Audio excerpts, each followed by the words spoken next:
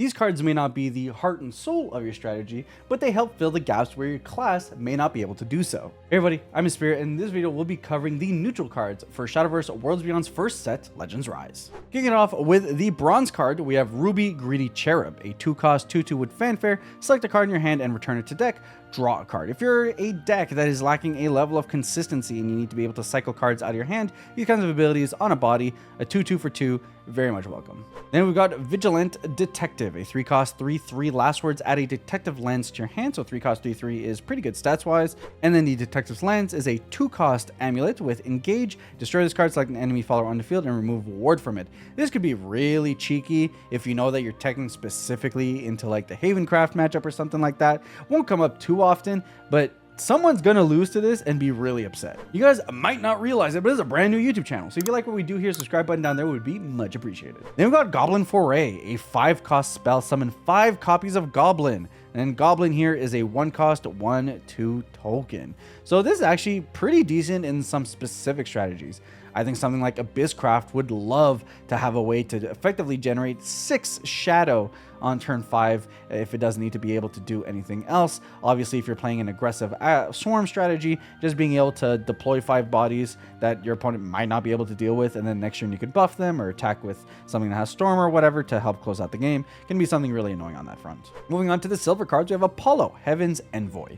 A 3-cost 1/2 with fanfare, deal 1 damage to all enemy followers. Evolve, replicate the effect of this card's fanfare ability. If your deck is missing any options in terms of being able to deal with weenies, is definitely what you're going to want. Then we have Seraphic Tidings, 3-cost, draw 2 cards. Not every strategy will have the ability to be able to just draw cards, and some strategies will just want more draw cards. 3-cost, draw 2 is very on rate. It doesn't do anything bonusy like some of the class-specific variants of cards like these, but that is perfectly fine for what this is trying to do on a generic level. Moving on to the gold cards, we have Fildo, Lionheart Ward. 2-cost 2/2, evolve, select an enemy follower on the field and destroy it. Just cheap removal for any class or any deck that might not have it. Divine Thunder is a 4-cost spell. Destroy a random enemy follower with the highest attack, deal 1 damage to all followers. Card's okay. The fact that it's random but also the highest attack means it's okay because you're going to get rid of one of the biggest threats your opponent has. Against weenies, naturally, you're going to be able to deal with a little bit of everything on that front.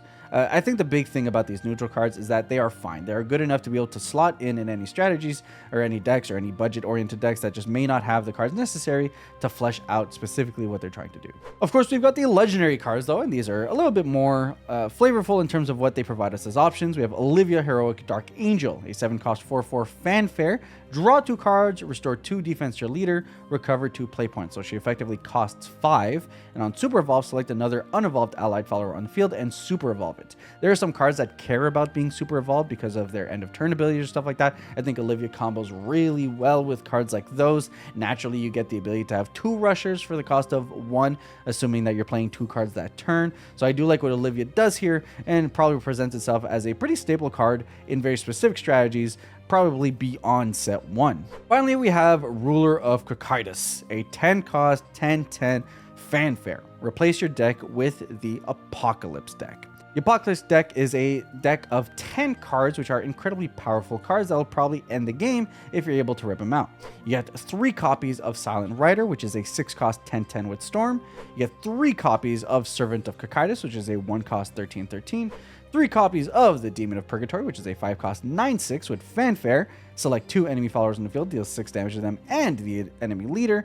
And finally, you get your 1 copy of Astaroth's Reckoning, a 10-cost spell with set the enemy leader's max defense to 1. Now that's really cool in terms of, well, if we're able to ramp into it, we can get it out early and then we're deploying bombs.